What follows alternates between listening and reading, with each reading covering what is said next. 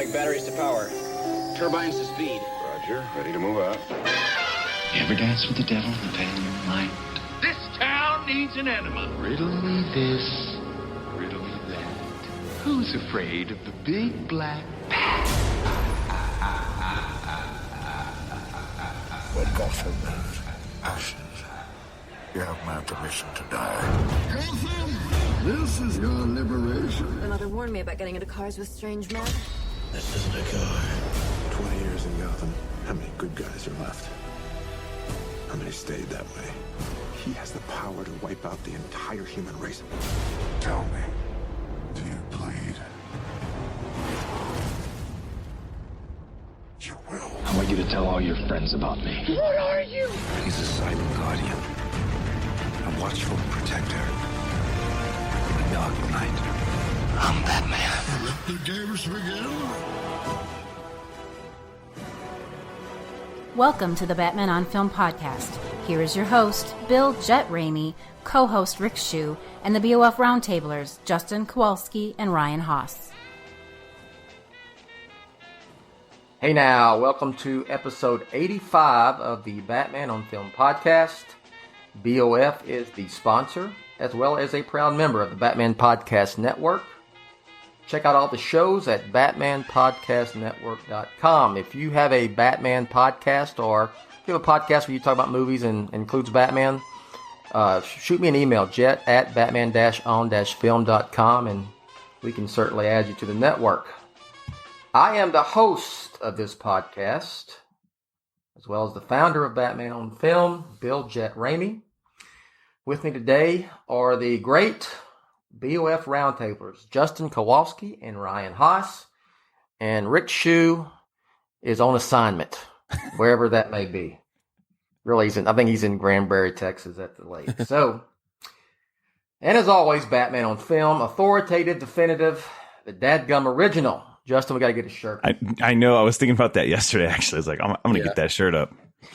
Oh, man. All right. So, we're going to talk a little Batman, variety of Batman stuff today, but I want to start off with Justin was not here on the last show because he was down in San Diego representing Batman on Film at Comic-Con, San Diego Comic-Con, or Comic-Con International San Diego 2017. Well, Justin, was it a cluster F as much as I've experienced in the past, or is it even worse beyond that now? Yes. More so because I didn't have a lot of, I got back from going to summer camp with my kid. Yeah. Got home, 90-minute flip around, drove down to San Diego. So I didn't have a whole bunch of time to I don't think I planned well. Yeah. I'm just being honest. Right. Man, well, look here. You could plan for a whole straight year, and that Joker's still going to be a cluster F when you get there. Yeah. So that's not on you, dude. Yeah. So I got down there. I was like, all right, let me find a place to park. And dude, forget about it. I'm a patient person. 90 minutes I drove around downtown San Diego trying to find a place. Oh my gosh. And I was finally like, oh, dude, I'm done. Like, I was to the point where I'm like, forget it. I'm just going to go home. It's a bust. And found some friends though. And we ended up eating dinner, and they're like, just park over here and the shuttles will come and get you and all that stuff. So did that, and ended up having a decent time. It was just a lot of, there's a lot of, hoops you got to jump through. And I've never gone before as press. And so press gets you free coffee and a place to sit down and charge your laptop and stuff, but it doesn't get you any access into anything specials from what I heard. Cause I tried, a few times. But you do get, like, when I was in the DC Comics booth, I was finally able to contact someone. There's a lot of people wearing t-shirts and that say DC, but they don't work there. But then there are like the people that work at DC. And so I finally talked to one guy, and he's like, oh, you're Batman on Film? Come over here. Come up. And I was like, oh, there we go. This is working. And then, but once you want to start talking to some of the talent, they're like, well, here's how it works. They have to say they can do it. unless we specifically want them to promote something. And, for example, like with Scott Snyder, we're trying to get something with him, and he was just so busy. He was pulled like 100 different ways that weekend. But they did say that if we want to hook something up with him later, we can. So that was, which may even be better, not as stressful as like doing a San Diego Comic-Con, conversation. Luckily, I mean, I have a correspondence with him directly, so we're going to definitely hook something up. He's been promising me for a long time that he's going to do an interview, so we'll get it done. We'll get it done for sure. But it was cool. I mean, overall, it was cool. Because I wasn't in Hall H, I wasn't trying to spend a night in the streets for that. But oh my gosh, explain. I mean, okay, I know people. Oh man, probably have been there and seen it, but a lot of folks, I say most people have not experienced that. It's ridiculous, isn't it? Is that the word? I don't even know what the well, here's the thing.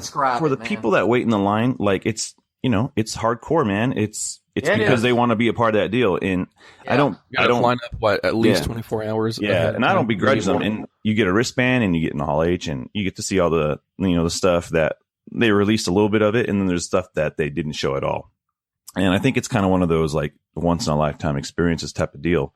The thing is, like for me, I'm like, man, I'm not going to pay for a hotel and then sleep on the street, like that's just not exactly in my brain. But there is a way to get, I think they do have these like lottery press pass deals where you can get in. Cause I think like JoeBlow.com got in and stuff like that. They didn't have to wait for in line. Just the WB panel. I've got them before with Warner Brothers. So and I know that like each panel has a specific number of press seats or whatever, but that always changes and shifts, and they don't even know anything until like the day of and stuff.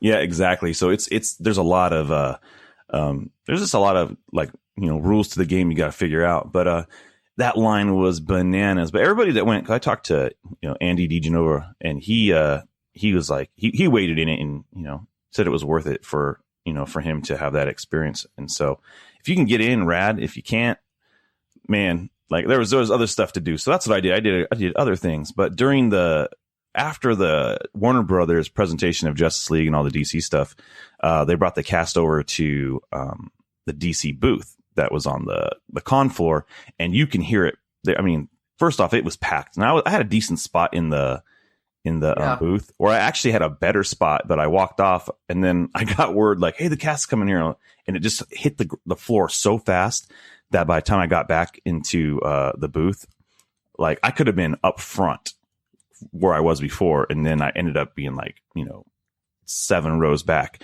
But so the cast is coming, and you can hear it like thunder coming through the gigantic floor of Comic-Con. Like people are screaming. Describe the floor. Oh man, the floor is like oh my gosh. Can I be honest? The floor I was able to maneuver. There's times where they do back things up because of they're moving something around or like the cast coming through. I will tell you the worst part for me traveling through people was around 6 o'clock in the gas lamp. Dude, that was like, oh my God, that was Disneyland. I have a few photos. Disneyland. It was Disneyland. It was terrible. It was like I had a stroller. You can't find a place. Yeah, you can't find a place to eat barely because it's so packed. It's just, look, I'm unlike you, Justin. I have like zero patience. I'm like, and I just don't have patience for that.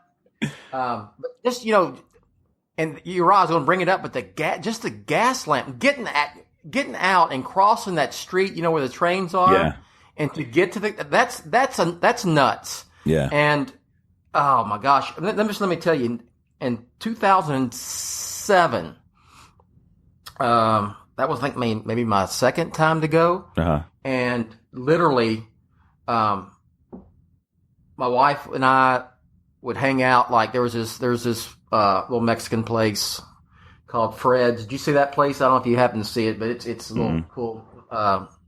It's kind of close to Tex-Mex as you can get in Southern California. But anyway, I like it. It's not. It's one in Gaslamp. There's one down in Old Town. But so we would hang out there and have a few beers and get something to eat, and then something was coming up in Hall H that I wanted to see. You could just walk straight down to the convention center and walk straight in, dude. That was 2007. Yeah. I think that was probably the last of that. There was no camping out, none of that stuff then. But oh my gosh, it's completely, because the last time I was there, I thought it was 2011, but my buddy was like, no, we went in 2013. So, maybe that, I don't remember it being as crazy as that. Cause we would go to the gas lamp and we got pizza and everything. There's this little gas lamp pizza place we always go to. I couldn't get to there this time. It was absolutely packed, man. But there's a cool energy and a cool vibe going around it. It's just, man, can you figure that out? So I ended up just going to this place called the Harbor Town Pub, a little, over in Harbor Town. It's about 10 miles away. That's where I ate, and I was like, hey, no lines. But cool.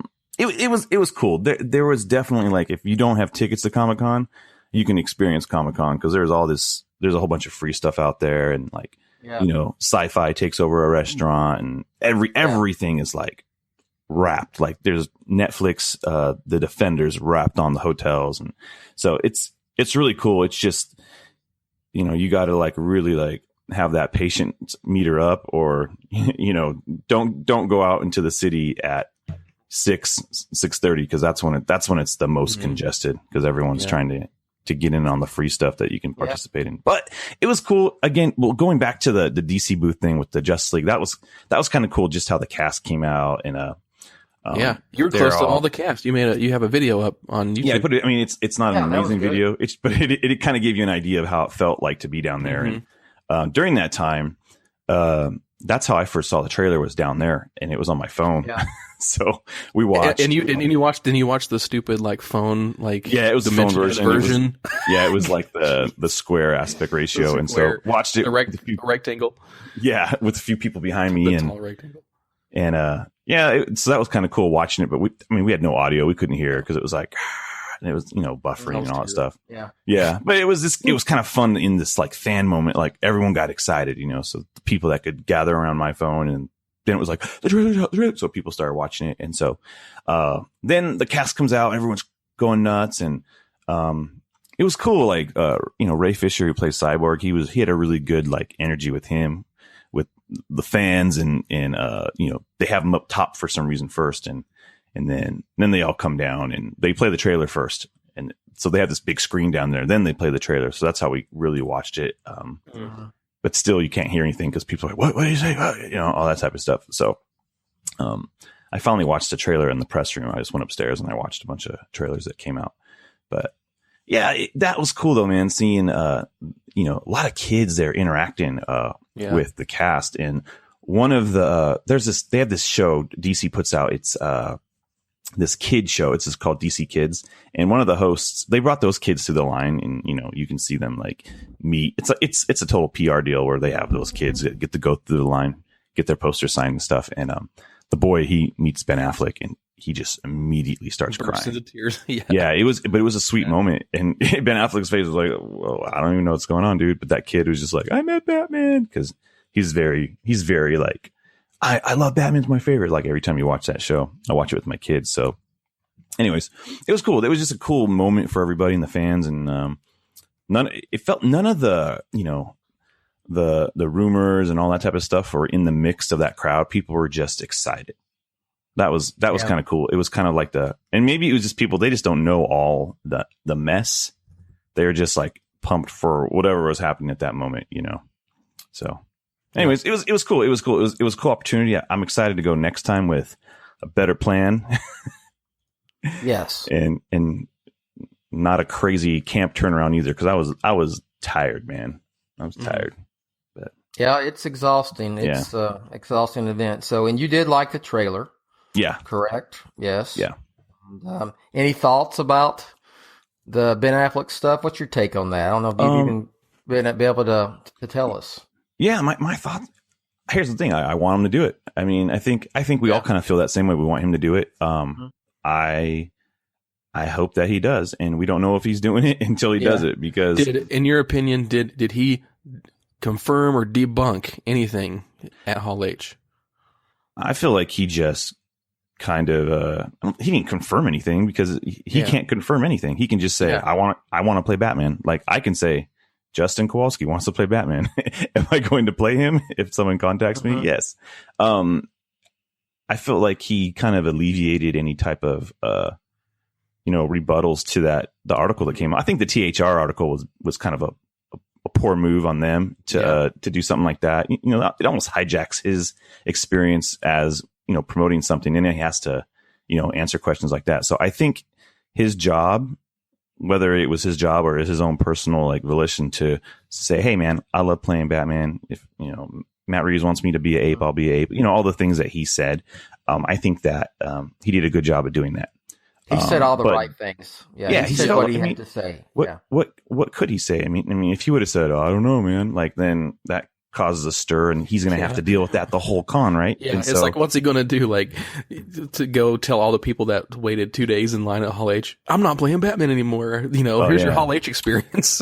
But I mean, if you watch all the video and how I saw him up in the booth, he was having a good time. He was taking selfies. It looked like the whole cast was just having a good time. And so, if I wanted to, if I was the guy that was like, I need to be, certain that he's playing Batman, like he's having, it felt that he was having a good time and having the cast and them, they were all up there, like taking pictures of us all down there waving and having and sometimes that could be part of the thing, but you can kind of tell when someone's enjoying themselves, and it felt like they were all enjoying themselves up there. So that was cool to see that. So I hope he can do it, but if he can't, I guess that's okay too, right? I mean, but yeah, I mean, I'm not going to be surprised by anything though either. No.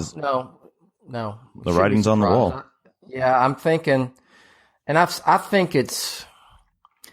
don't think it's in his hands anymore, to be honest. And I think I think that's a great thing to say. I think it's, like we've been talking about for months that, will he do it? Especially Rick saying, no, he wants out because he doesn't want to be involved. I really think it's not up to him anymore. I think it's up to Warner Brothers, and I think it's up to Matt Reeves and what they want to do with the Batman franchise going forward, and what they want to do with this DC EU 2.0. Speaking of which, I want to ask you one more thing, Justin, and I also want to talk about the Adam West deal you went to. What do you think of the Flashpoint movie announcement? If you want to call, look, let me say this to everyone listening. All of those films that they confirmed. You want to call it an announcement? Announced. I don't know how you want. I don't even want to say. They showed the logo. Mentioned. Not all those films are going to get made. I mean, so again, we're big on the word confirmation here, especially. Yeah. I know Rick really likes talking about that. I do too. I'll be honest. That's not confirmation of anything. That's PR for the fans to show them we're working on stuff. But all of that's not going to get made. It's just not. It's just not the way it's going to be. I think. We know Wonder Woman 2, that's going to get made. Aquaman's filming right now. There's going to be a solo Batman film. Other than that, I think everything else is in flux. That's the best way I would put it. So, but anyway, back to, I think the Flashpoint thing is pretty interesting, myself. So what's your thought, man? When I heard about that, there was the first thing people said was, that's how they can replace Batfleck, which, okay. Yeah. But I think it's a bigger deal than that. I was talking to my friend Matt about that, and I think that yes, they can do that, but I don't think that's the sole reason that they're going to do a Flashpoint movie. If they want to do a Flashpoint movie, there must be a reason behind it. And, yes, in Flashpoint, there's a timeline that has been restored and fixed and stuff, but it's also a story of Barry Allen trying to figure out, how to fix, bring his mom back, and deal with that stuff. And so it could be a different way to tell the origin of the Flash and not be so, similar to what they've done on the TV show, but then also do some cool stuff. You can bring in, Jeffrey Morgan as, Bruce Wayne Batman. You could allude to the war between the Amazons and, Atlanteans and all that type of stuff. But they can use all their stuff to their advantage. But is it going to be a Flash movie, or is it going to be just another big gigantic Batman versus Superman event thing. And I don't think they want to do that again. I think it really will be a Flash story with some interesting, byproducts, but I don't know. I don't know. It's a really interesting, approach to doing a Flash movie, and it makes it different than the show and all other stuff. So yeah, man, I really don't know yet, because, we could all assume that they're going to change everything, because that's what everyone thought when they were going to do it on the TV show. And they did 2 terrible episodes and nothing, it changed one thing. It said, "Oh, Green Arrow now has a son." Oh, no. Changed more than not Green Arrow. It was Diggle. His buddy. Yeah. Diggle has a son instead of a daughter. And it was like, oh, something's different in another show. Something's different. It really didn't change, too much. Anyways, it's, who knows? I'm excited for it. Like I'm excited for, everything they announced. Are they going to happen? The one that I think is not going to happen is Justice League Dark. I was actually surprised to hear about that. I was like, Justice League Dark, man, they're still putting that name out there, when that thing, it's gone through 2 different directors now. And so, That's been in development since before the DCEU. Yeah, I wish they would stop announcing stuff if they're not ready, because even announcing Wonder Woman 2 without the release date, and then putting the release date out 2 days later, that seemed weird. And not saying, and then not announcing, and then not saying Patty Jenkins is the director. Yes. Yeah, stuff like that doesn't feel like an announcement. That's just, it almost sounds like, here's some things we want to do.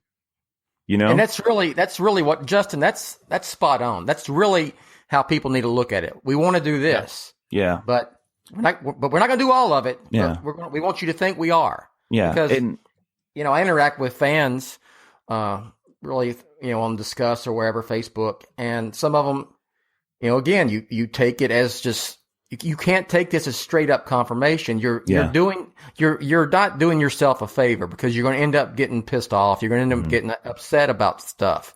Yeah. When something comes out and they're like, oh, well, the Flash is not happening and it's the Flashpoint instead. And then you can't get upset or say, oh, where's that movie that we talked about? And that's not happening. And yeah, it's like, well, temper your expectations from, the origin point of where all this news came from, and then you won't be so upset. Yeah. The thing with all that stuff is it doesn't make you feel like you have a plan. And here's the thing: they may have a plan. They may have hey, we're talking to some directors right now.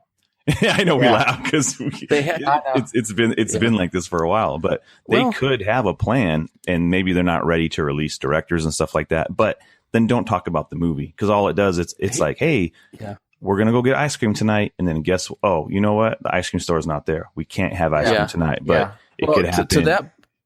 To that point, Justin, I was just looking up some old notes for podcasts I did. And a year ago, right before BVS came out, there was an article about how the DCEU was set up. And it talked about how it's the Snyderverse, and it talked about how Zack Snyder had planned 5 years of DCEU movies that spawn out from the story of BVS. Yeah, and I remember that was 1 year ago. You know what I mean? So a lot can change in a year, and if you just think like, oh, that's how much changed in 1 year, just look again next year, and not all that's going to pan out. Some of it will, some of it won't. Some of it's going to change. Yes, I'm going to say this. I'll probably say it on another show, but you just can't take this stuff as being confirmed. You can't take what Ben Affleck said Saturday afternoon or Saturday morning there, actually, as confirmation of anything. You just can't. And stop overreacting. You're setting yourself up for disappointment. I promise you, not all those movies are going to get made. I want Justice League Dark. I've been a supporter of that since it came out with Del Toro, but yeah, no, I want to see it. It's just, I'm not holding my breath on it. I'm still not convinced we'll see Green Lantern Corps. Mm-hmm. I really don't. I think that's going to be, I know that the Green Lantern Corps exists in the DCEU. Yeah. But whether we see that project come together, and there's a little baggage with the previous film that they're going to have to. And they knew that, and that was always the movie that they had projected out the furthest. Yeah. For that reason, I would say. Yeah. Yeah. the one thing that, and this isn't I'm not a DC versus Marvel guy. I just like it all. But when Marvel makes an announcement, they tend to do it with a lot more fanfare, and they do it with confirmations like, hey, this person's going to be here. I think the only thing they ever did that didn't really pan out is the whole Inhumans thing. And there's a whole bunch of, news with that, but they tend to do it and here's the director. An ABC show now. Yeah. How weird is that? But, they do this whole, they'll bring out the director and the cast, and it's like things are actually happening because they have these people in place, maybe contracts and stuff are signed, and they do it in a great way where, DC I think they still miss the mark. A lot of people said that, that were at Hall H was Marvel won Hall H just with, their presentation of how they do things. But, but they're saying, Justice League got them more excited, and, but it's how you present it, it's how you put the whole thing together. And, the promises you have to have goodwill with the fans. And right now, Marvel, everything they do, they have a good, they have goodwill. They have there's follow through. Like everything they say they're going to do. They're follow through. Yeah. Yep. And DC, even when DC first launched this idea of all these films, they did it on a PowerPoint and they put a picture out, and it was terrible. And it was funny because, a few weeks prior, Marvel had this big party where they announced all their stuff at, and it was like when they were at the El Capitan. Yeah, and everybody got Black Panther posters. Yeah. Oh yeah, Black Panther came out. Yeah, it was this big fun event, and I think DC was like, oh, we have to let people know we're thinking about stuff. If I tell my wife I'm going to mow the lawn and I don't do it, she's not going to care. Dude, I've been doing stuff like that all week. I'm supposed to clean out the closet. I've been saying it. Well, I'll do it tomorrow. Yeah. See, I'm in trouble right now. So announcer Rachel is not happy. Yes. Yeah. Just at the end of the podcast, it'll just like the fans. I know. She said, "Are you going to clean out your office closet today?" I said, "Well, I got a podcast and then I got to work out. Then I got that look. That look. So anyway, she's off getting pedicure, manicure. So maybe sometime today I'll clean that closet out. All right. So, Justin, tell us about the Adam West tribute thing, man. Sounded like it was a blast. Oh man, you know what?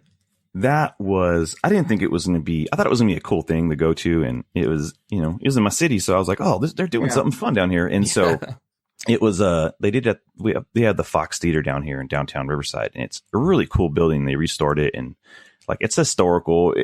I guess they previewed, Gone with the Wind there a long time ago before they officially released it. They previewed it there. And so, people talk about that a lot. To me, I'm like, oh, okay. That's cool. But I guess that's the thing people say. That's where they premiered. They didn't premiere it. They previewed it. And so, but it's a really cool theater. And so they did this whole, they brought in local vendors. They did some stuff. But they had the Batmobile there from '66. And I got to talk to the guy who owns it. And I was like, hey, can I interview you? He's like, no, man, I'm not good on camera. I'm like, all right. And so he ended up talking to me for about 15 minutes. And I was like, man, this would have been great on camera. He was a really cool guy about the car, and how he updated some of the wiring in it, so it's Bluetooth ready and all that type of stuff. And it was really clean, and I got good video of it. I just need to find a moment to finish up cutting it together. But there was a line. You would have thought they debuted the Batman by Matt Reeves. The line was all the way around the street. People were going bananas, dressed up. It was fun. There's people on the street, where the car was. It was in between the building and another building. People were like, what's going on? Because some people just didn't know. And people were taking pictures of that car. I mean, that car will draw a crowd by itself.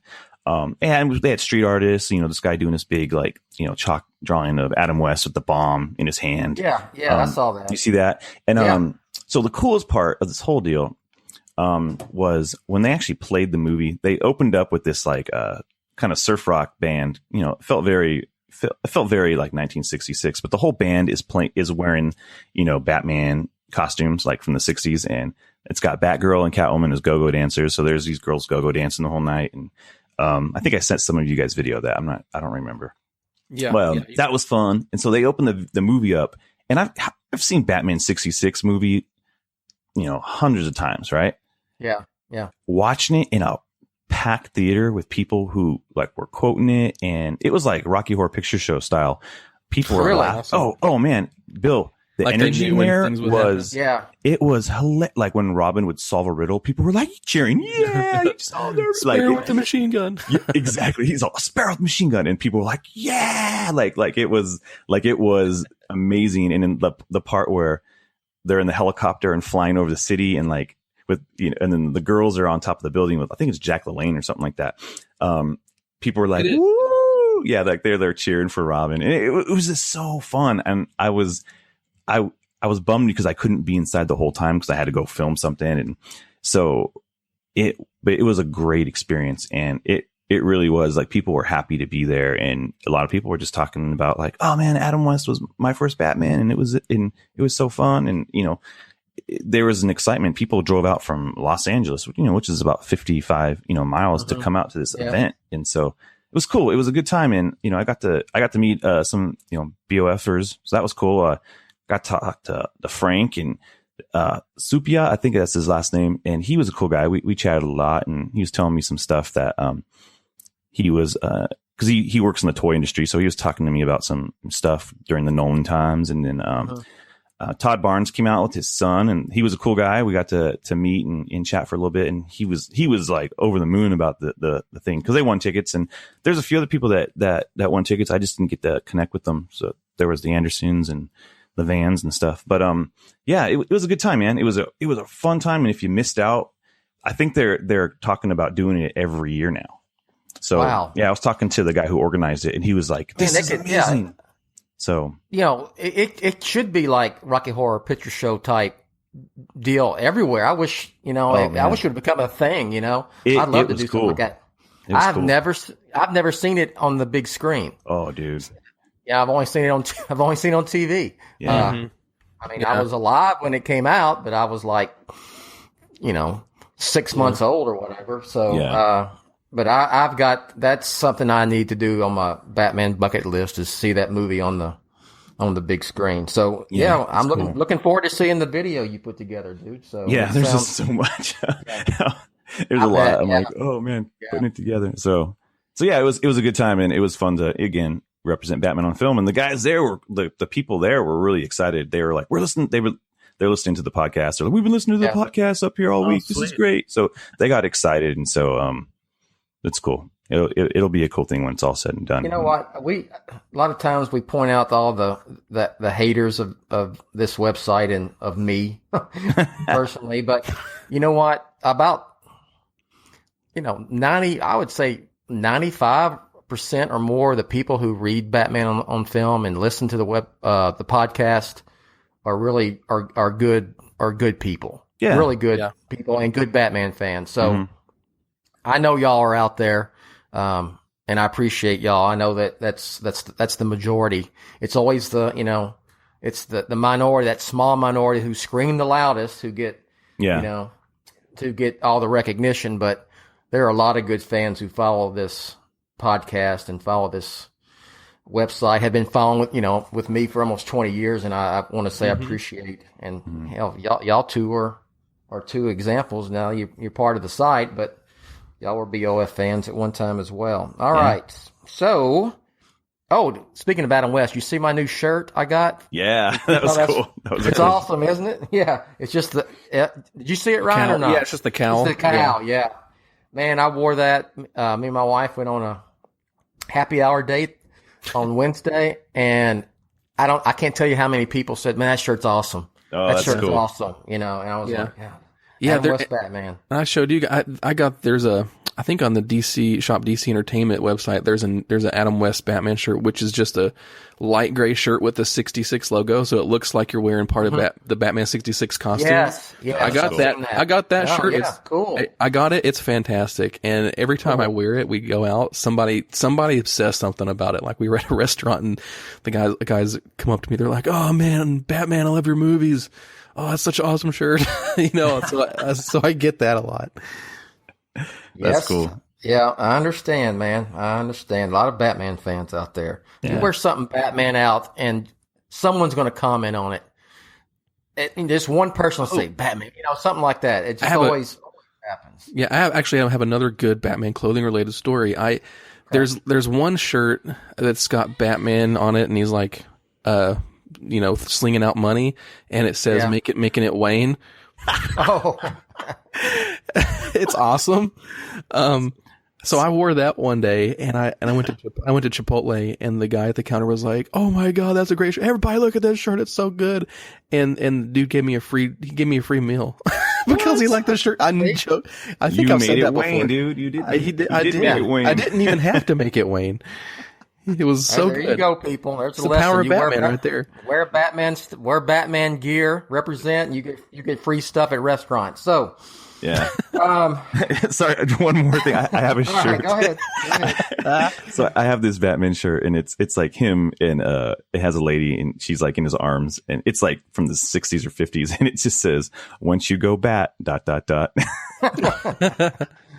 I always get like a double take on that. Like, what is that shirt saying? So there's some really good Batman shirts that that are officially licensed ones too. So yeah, this is an official DC shirt. I've got the greatest superpower shirt, which they ripped that shirt off. There's a line in Justice League. It's basically the same thing. You know what I'm talking about. So speaking of Justice League, there we go.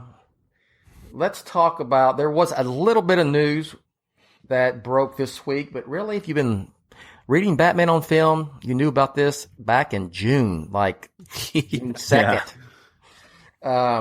Variety posted a story that said, I'll read what they wrote and then we'll discuss. It says the studio, which had no comment on the scheduling trouble, is spending approximately $25 million on extensive reshoots that have dragged on for roughly 2 months in London and in Los Angeles, according to multiple insiders.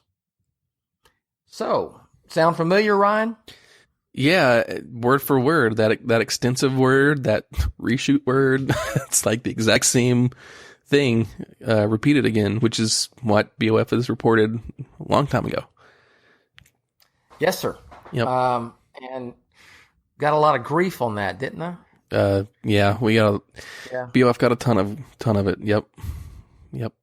So I'm not here to say, okay, all right, folks, eat crow out there. My point is just to bring it up because this is, now you've got a trade report in it. Yeah. And the fact that anyone who wrote or was saying that these reshoots were just typical pickups and it was already scheduled, that's hogwash. And they were 100% wrong. What's going on right now, and it's still going on. They're going into August. I'll tell you that right now. I know for a fact. Takes a long time to get rid of mustaches. Yeah. Oh my gosh. Yes. So you're going to end up having about, in the report, it's my original report said Justice League reshoots are going to be about two plus months. Well, that's exactly what's happening. So, again, I still go back to this. Yeah, that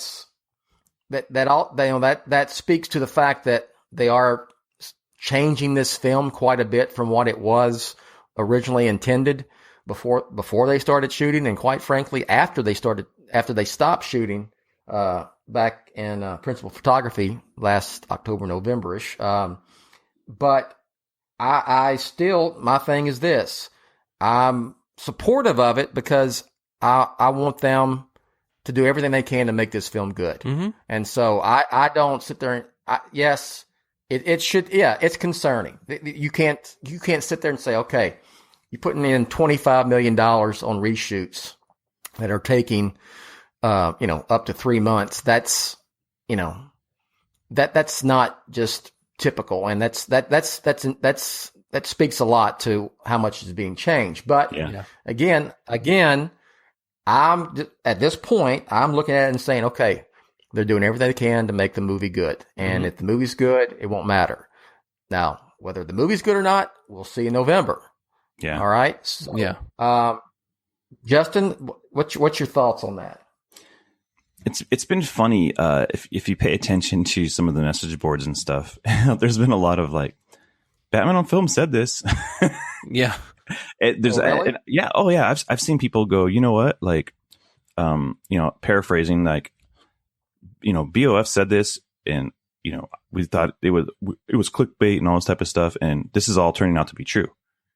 And, well, yeah. And you'll get other people go, yeah, Batman on Film tends to be right. And then they bring up a lot of stuff like, remember with Batfleck and, even back in like Nolan stuff. And so, you come across that stuff. And again, I don't say it as, to puff us up, but, it kind of goes back to what you were saying, Bill, a few minutes ago, like, like you do have a rep for, shooting straight. Doesn't mean you're going to tell people what they want to hear. Half the sometimes the stuff that we report makes me bummed out, to be honest, because I want and you as well, because we all want it to be great. But when you hear bad news, it's like, that sucks. We don't want to experience like things that, bum us out and, make us not excited. But that's the fact of the matter. Sometimes it's like, what is going on? The purpose of BOF is to lobby for good stuff.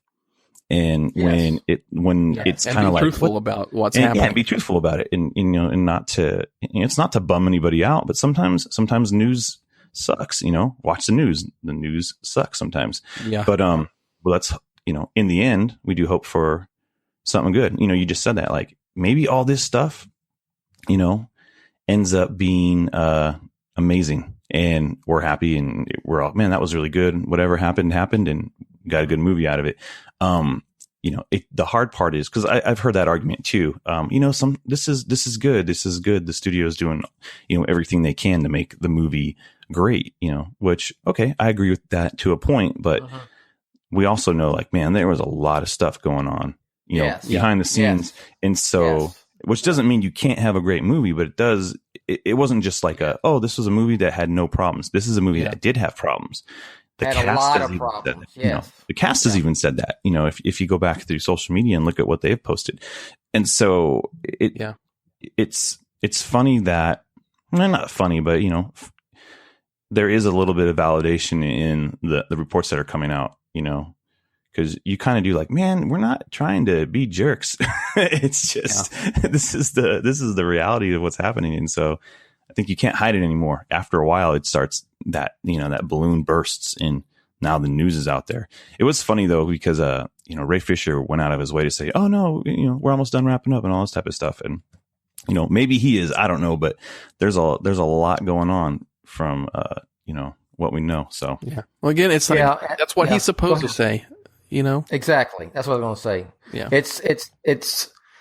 He's protecting a $1 billion potential franchise. That's what you have to do. It's it's PR, and I'm not expecting him to say anything, or any of them to say anything different. None of them, and Rick made a hell of an analogy on the last show about the restaurant stuff. In the restaurant business, he had a general manager leaving one of his restaurants that was really well liked, and it leaked out, and they had to be smart businessmen and say, no, everything's fine. And they were not necessarily telling the truth, but it was what was best for the business. And I know it's a completely different scale. Yeah. Excuse me, scale of situation, but it's the same thing. Just you're talking about different scale, but you get my point. So, that's where I'm at. I'm going to take it. Look, and y'all can verify. There's a lot. I don't do spoilers, so none of that stuff is spoilers. It's not click. If I want to do clickbait, I can do some clickbait because there's a lot of stuff. You know what? Dude, I know a lot of stuff, John Campia, I don't know if you listened to his podcast, but he did a really good breakdown on clickbait the other day. And he kind of said, you know what, some of these people, he's been accused of clickbait and whatever like that. And he's like, here, I'll tell you what clickbait is. Anyways, go check out his show. And he talks about it because he kind of gives like a good breakdown of like, here's what clickbait is. When you're trying to trick somebody into, reading something that is not made up from what was actually said, Yeah. So some people are instead of are using clickbait to describe bloggers making things up to lie to us to get clicks, and that's not exactly clickbait. Yeah, and so what that is, that's their reasoning for hearing something that they don't want to hear. Right. So they're going to chalk it up as bullshit and clickbait. Yeah. I saw people saying the THR article about Affleck and these Variety articles about the Justice League reshoots. I saw people saying, "Oh, clickbait, silly bloggers." I'm like, no, guys, this is a different level here. This is not clickbait bloggers. These are trades, and this is news here. Yeah, I don't agree with when the Hollywood Reporter posted that story about Affleck, but I 100% believe it's correct. And Connor Barons, who was on the show last week, made a good point that because he is a professional journalist, unlike myself, who plays one on the internet. He said that, the way things are now in that business, you look for when you can release something to get the most reads, to get the most clicks. And so probably from an editorial standpoint, the decision was made to release it right before the day before Comic-Con, or basically when Comic-Con was going on, because it starts on Wednesday. So, from a business standpoint, it was probably smart, but I don't know. I don't want to say it was unethical, but it wasn't very nice, and maybe you know what, you can't be nice in that business. So what I just didn't like the timing, and But as far as anyone calling bullshit on it, no, come on, dudes, this has been going on for well over half a year. So something's up. I don't know what it is. Going back to Affleck. Like I said, I think it's out of his hands at this point. So we'll just see. And we all want him back. We've said that I don't know how many times. So quit saying that we hate Ben Affleck, because that's not true. Everyone on the show, all four of the regular people on this show, have said time and time again, we like Ben Affleck as Batman and we want him to continue to play Batman. So, Anyway, anything else on that article or the Hollywood Reporter article before we move on to a couple other, more nerdy, cool things? No, nope. I think we've kind of covered it. Yep. All right. So, Ryan, Telltale Batman 2 or whatever the hell it's called. Tell us about that. Well, it's season 2 of Telltale Batman, and I believe it's called Batman: The Enemy Within. And yes, I think so. And just like the first installment, this is going to be in episodic form. And I think the first episode comes out really soon. I think it's August the 8th. If you guys haven't played a lot of Telltale games or only played the Batman one, what the cool thing when they do sequels is that it takes all of the decisions and things that you've done in the first installment, and it carries over. Yes, and it carries over to the sequel. So any of the decisions you made, like with Harvey Dent or John Doe that you met in Arkham Asylum, all that stuff that you decided on will play a factor in how your story gets set up in the new version. Oh, cool. So that's really, really cool. It's a really cool way of doing, a story and an interactive story in games. And, they've released a few trailers, Telltale has, of the new season. I haven't really watched them. People have tried to send them to me, and I'm like, no, I mean, it's coming out so soon, I don't really want to know. But, the screenshots and press releases and stuff, I mean, they've showed a few things. I mean, of course, your John Doe is back, and just if, don't want to spoil people too much, but John Doe is probably, he will be the Joker. And the Riddler is factored in pretty heavily in this first episode too. So I think there's going to be some really cool stuff, going on with Telltale Batman, because that first season, I thought it was fantastic. I mean, it was well written, well acted. The voice acting was really good. The visual aesthetic that they put on a lot of the characters, I thought was really interesting. And so, it's definitely it's not your Arkham game or whatever, but it's like a really cool interactive graphic novel. And the episodic form is really fun. So you always have something to look forward to. I didn't think that I would like it, but I played it because it was Batman, and I got hooked, man. It was, I was like, couldn't wait for the next episode to come out, So I'm really looking forward to this season 2, and Justin, did you play through the whole thing? No. Boo. Yeah. No. Yeah. But be honest. Did you just not get caught up in it? It just wasn't your deal. Or it was. I remember watching a video that Ryan posted. It was just because I was in between systems. And then once I got the Xbox One, I just didn't move forward. That was really what it was. It was just that the timing was wrong. But I'll probably end up picking it up. If they'll probably do like hopefully they do a bundle with both or something. I don't know. Well, I believe you can buy the season pass disc for the first one pretty cheap, probably like $15 or less now. Yeah. And what they'll do for the sequel is, it'll be like $5 or something for episode 1 when it comes out on the 8th of August. And you can pay per episode, but then if you wait until I believe October, there will be a season pass disc for season 2 where you can just buy the disc and you'll get all the episodes as they come out. But I can't wait. I downloaded it when I did it, and it just I guess I got a season pass because when the new one came, you just get it. It was there. Yep. Yeah, I wonder if I'm signed up for season 2 by doing that for season 1. Season 2 is a separate product. Yeah. Okay. Well, I thought they may charge me, but go ahead and start downloading them when they're ready. Whatever. I'm going to make sure I get it because. I'm not a huge. I say I'm not a huge gamer, and I'm really not. But I've had like every system known to man since I was since Pong came out in like 1976 or whatever. Pong came out. It's just part of life now, Like you have a system. I had. And look, I'm getting that. I should have got it, and I don't know why I haven't. That. The original NES Classic. NES. I know why, because classic. they were impossible to get. Yeah. Okay. Yes, that was part of it, and then I just kind of forgot. And then they're coming out with the Super Nintendo.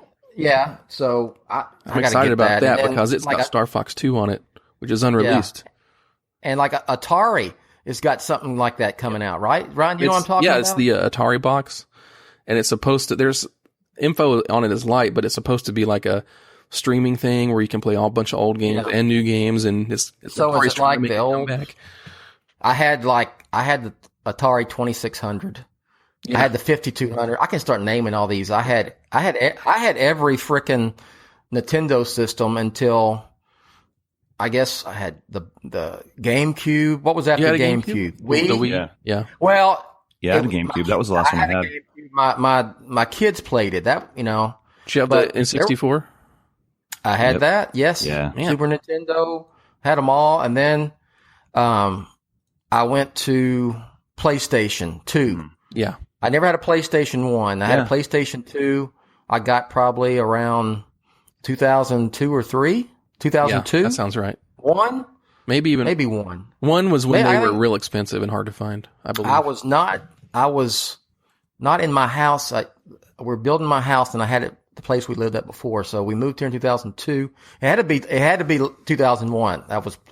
And then since then, I've had all the PlayStations, and then I'm in games I play Madden, and then I played like Uncharted. I love the whole Uncharted deal series. Any of y'all played Uncharted?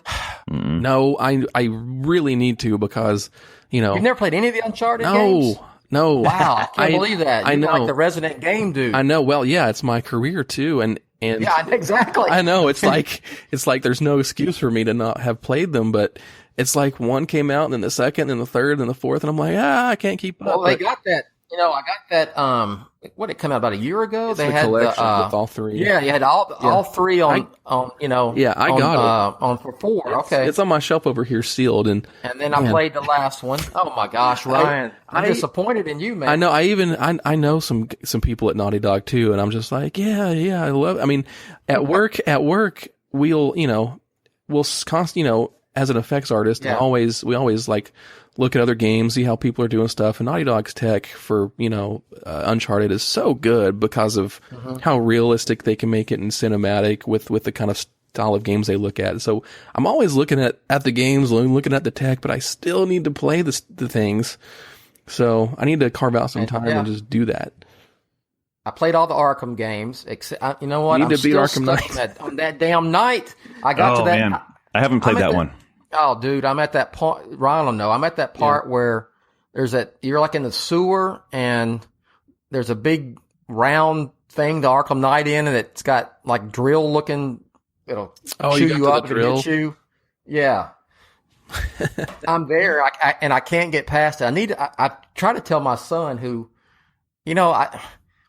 he plays Madden like all day and shit, and whatever. But anyway, he's like, if I put him in front of a game and say, okay, I need you to beat this right here, he can play it for 10 or 15 minutes, and he'll end up getting it down and beating it. Now, yeah, I've had him do that a couple times. I did actually. Remember, I was stuck on that helicopter. Yes, and you got past that finally. I did beat that on my own. So yeah, I did beat that. Well, that section is like the kind of the trial by fire of figuring out how to control the Batmobile. So, did you end up liking the Batmobile now? Now that it's yeah, it was. I got to where I could maneuver it really good. Yeah, and could and knew how to take out stuff. Oh, I know what he helped me beat, and we did it together. When that when that cloud is over Gotham City, and then you got to go around and there's those tanks, and then the Arkham Knights in that big ass tank, and then I was like going on YouTube finding videos and stuff how to beat it, and all kind of I just got obsessed with that point. But I have got to beat that game. So yeah, now you're more into the story now. So what do you think of the story so far and the Joker stuff? Isn't it fantastic? Yeah, it's awesome. And I didn't know how they would do it, but yeah, it's so smart. It is really good. It's really good. They're going to do another arc. I know that. What is it? Who's the one who did the 3 trilogy? Not Warner Brothers Montreal, but Rocksteady. Rocksteady. Rocksteady, yeah. I know Rocksteady's not going to do another one, but isn't WB Montreal doing one? Montreal should be. Somebody should be. Rocksteady's probably doing something DC related. I would think. Yeah. Because I believe they're owned by WB. I believe. So they're working on something big. I know that. Okay. I didn't mean to hijack the show on video game stuff's good. Yeah. All right. No, anything else on? It's just great how well Batman is represented in games right now. You've got Telltale, you've got the Arkham series, and you've got this Injustice stuff. That's what I have. I have Injustice. I've just not. DC Universe Online is still going pretty strong. Really? Yeah. Yeah. I just saw an update for that on the Xbox. There's an update. Yep. Yeah. Well, good for Batman in games. So, and DC in game. There needs to be a good Superman game. Yeah, yes, there does. I'm hoping that's what I would agree. They do. Yep. I remember I had the God, I can't get off this now. I started talking about fun. it. I did have the Superman Returns game. You remember that game? Yes, I do.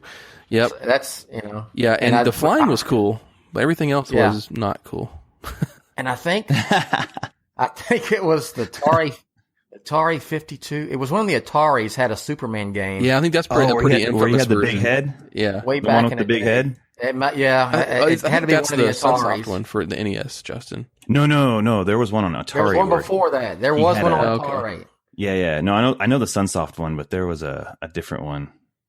But yeah, I remember Sunsoft. That one, it had like the 8-bit Superman song when it started. Yeah. Hey, look, and I'm gonna move on with this. It was my first coaching job. It was in Humble, Texas, and this is right out of college. And my apartment was like less than a mile from my school, and I had conference period and my lunch back to back. So I had like 90 minutes where I was like, really didn't have to be there, but I was supposed to be. I would leave and go play flipping Super Mario 2 on NES because I had gotten obsessed with that game, and then I would go back after lunch and go work. But anyway, sorry, I was playing games on company time. That was only 29 years ago, so I think I'm okay now. All right, so I did want to finish up real quick. Just talk about a little bit about comics. Not too much, not too long. We're almost at the hour mark here. Anything y'all are reading right now that's you think is really awesome? You want to plug or not plug? I guess to suggest others should read and maybe talk about a little bit. Okay, what you got, Justin? Yeah, I was just we talked about this on the Let's Go Comic Show, but the Batman 66 comic, it's still, they're putting out minis and things like that, but they put out this Batman 66 meets the Legion of Superheroes by Mike. I saw something about that. Yeah, Mike and Lee already. That is fun. I mean, that was good times. It was funny. I wasn't going to buy it, but my friend bought it and I read it and I was like, this is all types of fun. If you're a fan of like the Legion as well, I mean, it makes it even funnier, but it has Egghead in it and it's good. It's a really fun time and you can't not read it without hearing the voices, man. It was a fun comic. I think everyone should go out there and get it.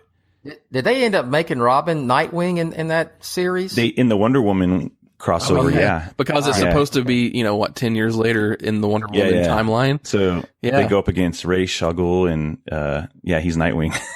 Okay, cool. You know what? I was reading that when it first came out, digital. Yeah. Digital only. Yeah. They still come out digital first. No, well, see what happened is it was the digital first series and it would come into collected issues and it was just Batman 66 and I read a ton of those. I read that until it was done and it was just Batman 66 and what they did was they canceled that series and now what they've started to do is it's Batman 66 and another property like so the Batman 66 and Wonder Woman or Mr. and Mrs. Peel or this they did the Green Hornet. That was the first one. The Green Hornet was a miniseries. It was going on at the same time as the other one, and that one was really good. It's written by Kevin Smith and Ralph Garman, and it's that miniseries is really good. It really captures the tone of the series really well, and you can really imagine like the characters like dialogue. It's really like you can think of like, oh, that's how that would sound if it was a real show.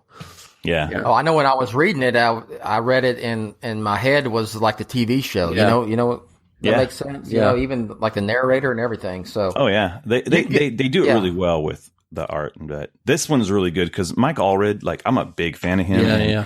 His art really works well. I mean, he's the guy who does all the covers, but he doesn't always do the interiors. But on here, he's doing both. When he does, it's special. Yeah. Yeah, it's really good, and so I highly recommend picking that book up. It came out I think 2 weeks ago, so go get it.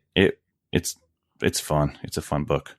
Anything else you're reading right now that you are really digging and want to express to the audience? Just Batman. Batman's been I think it's been consistent. The jokes and riddles.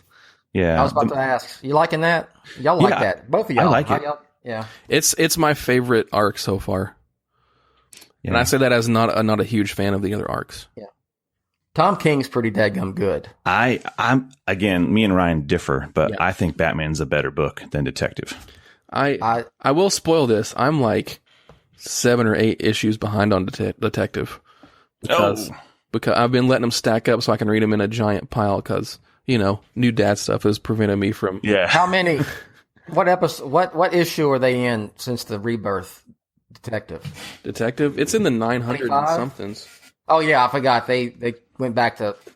Okay, so there's probably been what 25 or so. The same as Batman. 27. Yeah, there's 27 of them. Okay, 27. Let's say I'm 26 issues behind. I read the first one and I haven't read it since. So, but read a whole arc or something one day. I'm not. It didn't really bring me in. So, but I do like Batman. I'm very bummed out that All-Star Batman's coming to an end. Yeah. With Scott Snyder. But he said that he's going to keep doing Batman stuff. It's going to be like, what is it, like Prestige? They're going to transform the stories into a new format because it matches DC's new artist first initiative thing or something. Yeah. He's going to do something with Sean Murphy, which is going to be cool. Yeah. I love Sean Murphy, which I think he did the Freeze. I think he did the Mr. Freeze. I don't remember which one he did, but yeah, I'm looking forward to that. I've been reading the metal stuff too. I was going to ask you if you've read the Forge and the Casting. I have. What do y'all think of that? I don't. Okay, it's weird how they do it, because I'm not against the story. The story's kind of weird. Oh, the weird art, like broken up. But the way there's 4 different stories going on in the book, and they have 4 different artists, but they don't. They share. So like you'll be reading Between like stories, the story of like what's you'll have Green Lantern in the Batcave with what's not Robin's Duke. name? Duke Thomas. With Duke. The Signal, that's his name. And then Spoilers. Signal. Hey, but then That's what he's called now? Yeah. He's the Signal? Yep, that's his. They reveal that in the casting, actually. Yeah. Okay. Yeah. Spoilers. All right. Sorry. I read the casting. I don't know how I missed that. Well, it's the Joker. The Joker's like, you're this or that. I know you're the Signal. So like that's his name. It was kind of like that's his all right. But they'll change an artist. You'll go from Jim Lee, and then the next page it's like John Romita Jr. Like what happened? Like it's so jarring. Like as you're reading it, because I mean you have a bunch of different artists working on it. And that's fine, but at least give them their own story so it flows better. Because it's just those 2 artists are way different in style, and so it does feel a little weird. So, but overall the story's cool. Like I'm excited. I like big weird things, and the whole like comics is a different medium, so you can do a bunch of different stuff, and so it's kind of interesting seeing some of the stuff play out from Snyder's run and start popping up. And so I mean I think it's good and it's fun, but the disclaimer is it's absolutely an event. It's an event comic. It's all the characters. Sure. It's there's a giant mystery. We don't know what it is, and we're not going to tell you here, and you're going to have to buy 20 issues to figure it out and have fun. That's kind of every comic book event ever, in my opinion. and this is no different, but it's fun. It's good. When is the main deal kick off? 2 weeks. August, middle of August it starts. All right, and so it's how many issues of this? Or I'm just asking for maybe for me and people who are listening. Okay, yeah. And there's like tie-ins from the individual, see, I hate that. But I don't think they're necessary. I think if you read as long as it's like that, as long as it's like that, if I can read the main thing and not have to worry about. There's a few things that I'll probably pick up. I think I'm going to pick up the Hawkman Found one shot, because I like Hawkman, so I'm interested in how that ties in. But everything else I don't think is necessary. It's probably just like there's things happening. Yeah. All right, and then I learned my lesson with Blackest Night. I got all of the tie-ins and main series and everything for Blackest Night. Oh my god! It was like over. What was it, about 5,000 issues? It had to be over 100. I did all of the. I tell you what, I did all of the Final Crisis stuff, all of it, and all the Blackest Night stuff. And after the Blackest Night, I was like, wow. Man, I think I'm done with the event tie-ins, because it's too much. When I got burnt out on the events was the 90s, when they did the whole, the Death of Superman. You got burnt out on Nightfall, and then you had Nightfall and all that. Right then, that's when I kind of got away from reading for a while. It's after those. I went and I was getting there. I would go everything, and have all these tie-ins and all this other stuff, and I was like, man, that's kind of exhausting, But, it's kind of small fry when you go back and look at it. Like Nightfall, Nightfall is the story is just in the main books you would be getting anyway, and it's just like part 1's this week, part 2's next week. But then now it's like Blackest Night. Okay, you got issue 5 this week, and then you've got 50 tie-ins, and you've got the main series that you would buy anyway that are also tied in. So it's a little bigger. Yeah, you're right. You're right. The only thing comic-wise that I didn't hear anybody else mention yet was I really like Batman and the Shadow. Oh yeah, Are you reading that? Yeah, it's good. No. That's right up my alley. That's kind of how I like Batman. It's. I mean, you got some supernatural stuff with the Shadow in there, and the main villain is like the opposite of the Shadow, the anti-Shadow. But it's very pulpish, noirish. A little more grounded, certainly more grounded than the forging and the casting and all that stuff. But that's cool. But I love that. I was a fan of that first wave universe. I did too. It was so cool. Yeah, I remember that. I remember that. and I was hoping it would continue. Doc Savage on, and the Spirit and Batman. Yeah. But yeah, man, you give me Doc Savage, the Spirit, the Black Hawks, the Shadow, all that in a universe. Yeah, that would be a fun movie. I love that stuff. I love it. So I'm excited to read the rest of the Batman and the Shadow, and then they're doing another one. Another probably. I think. Is it really? Yeah, it's going to be like DC is basically publishing this one, but even though it has Dynamite on the cover. We're going to flip flop for the next one. The other one, yes. And so I'm not sure if the title is if it's the same or they're going to call it the Shadow / Batman. That's it. It's the Shadow, the Shadow / Batman. Yep. And it comes out in October. So, yeah, that reminds me of I'm going to get off on another tangent. Back in the 90s, there was, remember Batman and Spawn had a couple of those? Yeah, I remember the Batman, Spawn, and Spawn, Batman. And they did a DC version, and then they did a Image, the Image version. So, yeah. Y'all remember back when we used to have Marvel and DC crossovers? Marvel versus DC, that's what I remember. Yeah, I remember Marvel versus DC, and I have the Teen Titans X-Men. I think I bought it at a comic store one time. And I have I think it's like Spider-Man and Batman. That was it's like 90s. a prestige format book or something like that. I remember that. I got that one. Yeah, I got that. I've got that somewhere. I got to go dig it up. But there's like a Azrael Batman and the Punisher book too. Oh, yeah. Yes. Okay. Before that, they had they had Superman, Spider-Man way back in the day, in the 70s. Treasury edition, right? Probably around the time that Superman fought Muhammad Ali. You remember that? You remember that one? Yeah, that's Neil Adams. For y'all. It's old, but it's pretty popular. They have I saw an action figure of that thing at Comic-Con everywhere. And I've got an old issue of it's like DC and Marvel present Batman versus the Hulk. I always thought that was kind of cool. Yeah, it's old. It's cool. Yeah. It's cool. Okay. Yeah, they used to. I guess they're not going to do any of that stuff anymore for whatever. It'd be kind of cool if it'd do something like that again. It's hard because there's never really a battle though. There's always a standstill and we should get together and fight. Yeah. Yeah. And then they had where this was a 90s thing where they would combine characters. The amalgam.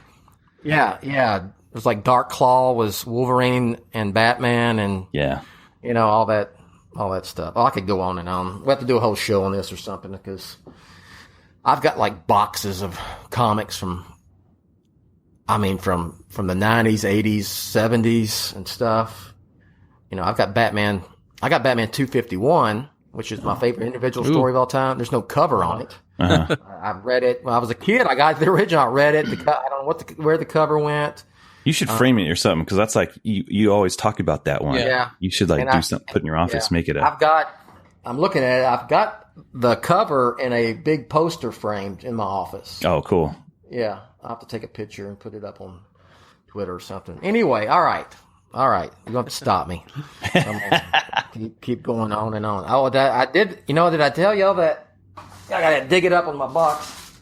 I did find that Joker, Batman 89 Joker action figure. Oh, we did? It's not, he doesn't look like Jack Nicholson. Is it the one with the pink pants? No, he has purple pants. It's called the Squirting Orchid. Okay, that's the Toy Biz one. Figure. Yeah. Yes, found that. So that's fine. I'm looking at it right now, and I got some other stuff in here. I have a Catwoman from The Dark Knight Rises that I can't locate, and I'm not happy about. I'm getting off on the tangent. Hey, one more comic thing, Justin. Have you? That's fun. You still haven't read Dark Knight 3, have you, Justin? No. We really need to, and I have not been spoiled either. Do a Dark Knight 3 show. Read that. It's really good. Yeah, we will. When's the September? Doesn't the whole thing drop as a collection? Yeah, I think it's September. Let's do that when it comes September out. 19th. Okay. You know what, Justin? Honestly, you're better off because it was so slow between issues that it kind of took away from it. So you have to go back and read and blah, blah, blah. But if you can sit down and read that thing from beginning to end, I think you're really going to. Yeah, that was my intent, just because I was like, man, it'll make more sense for me to get it on Amazon. Yeah. And just take it that way. And so, but Ron, you think they'll do another one? Oh yeah. I know Miller's talking. I think they will, but it's interesting. Well, he's doing Superman Year One, and I wonder if he'll do that first. Okay. To kind of do a palate cleanser or something like that. But I can see them doing more.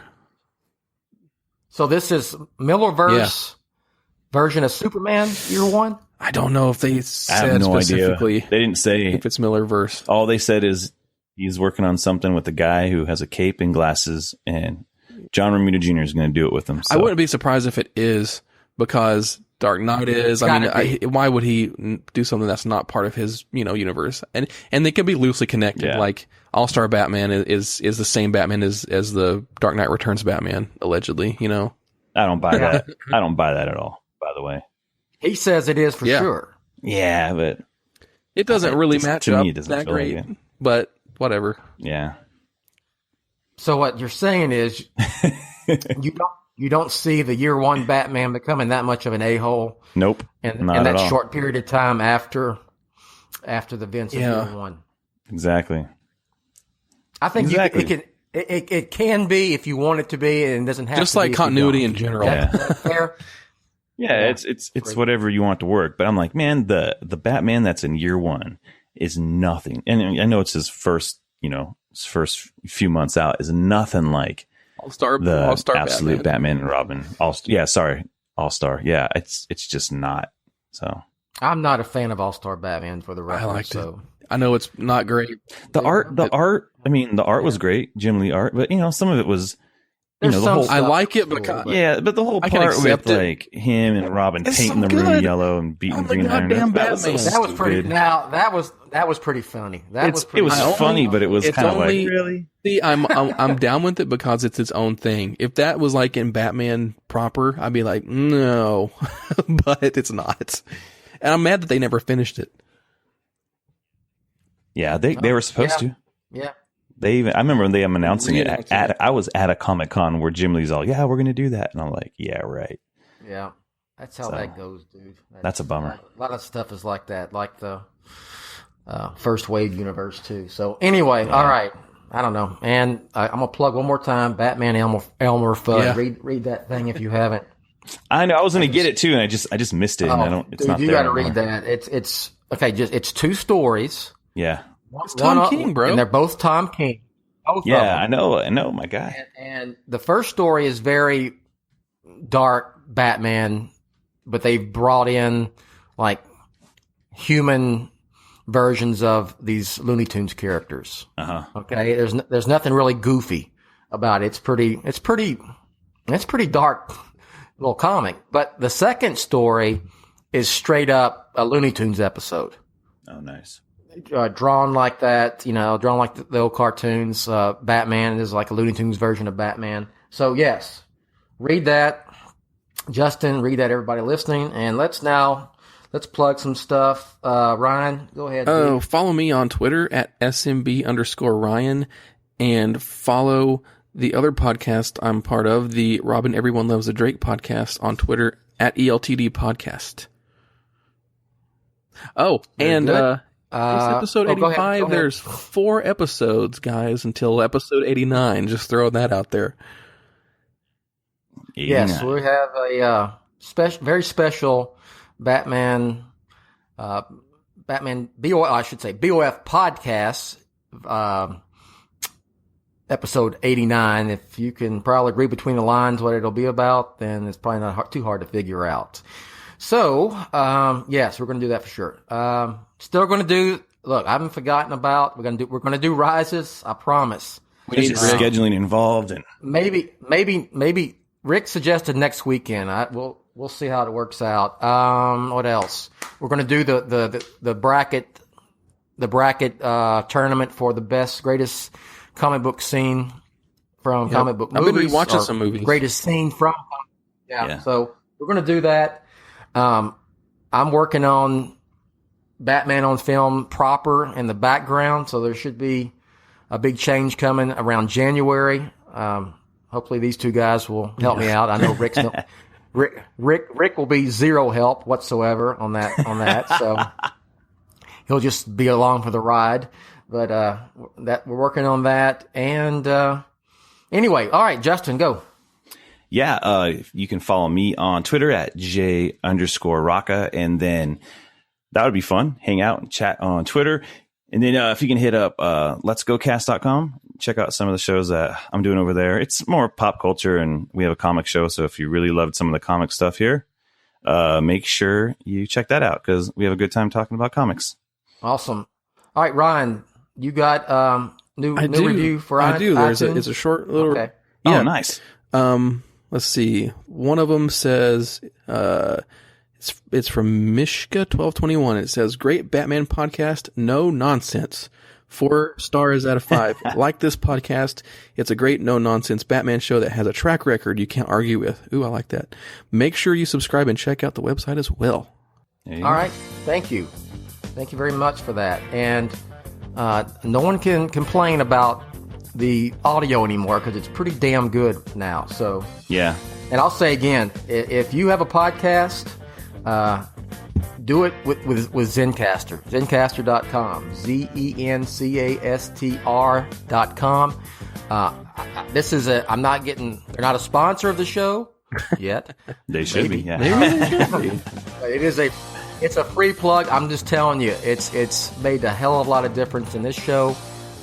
It's way better if you're using Skype and stuff like that. No offense to Skype, but it's Zencastr is built awesome. for Ron, podcasts. do you agree?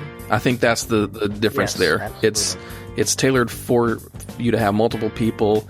It does nice automatic post-production on the individual people. It's easy to use. You know, it's done through web browser instead of through. I mean, there's just a lot of good stuff for Zencastr. Yeah.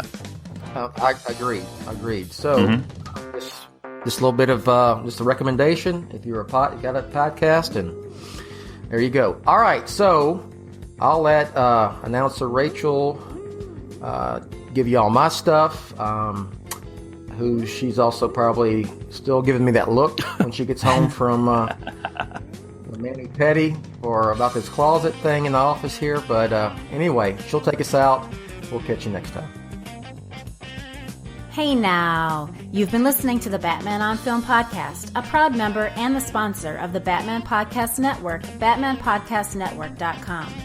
You can listen to the BOF podcast on iTunes, YouTube, Stitcher, Google Play Music, iHeartRadio, Spreaker, TuneIn, and wherever good podcasts like this one can be found. Want to advertise on the BOF podcast? Go to advertisecast.com/the Batman on Film Con podcast. Follow Jett on Twitter at Batman on Film and on BOF's Facebook fan page at facebook.com/Jett.BatmanOnFilm. Email Jett via Jett@batman-on-film.com. Follow Rick on Twitter at ShoeRick and on Facebook at facebook.com/BOF-Shoe. For Jett, Rick, Justin, and Ryan, I'm announcer Rachel. Thanks for listening.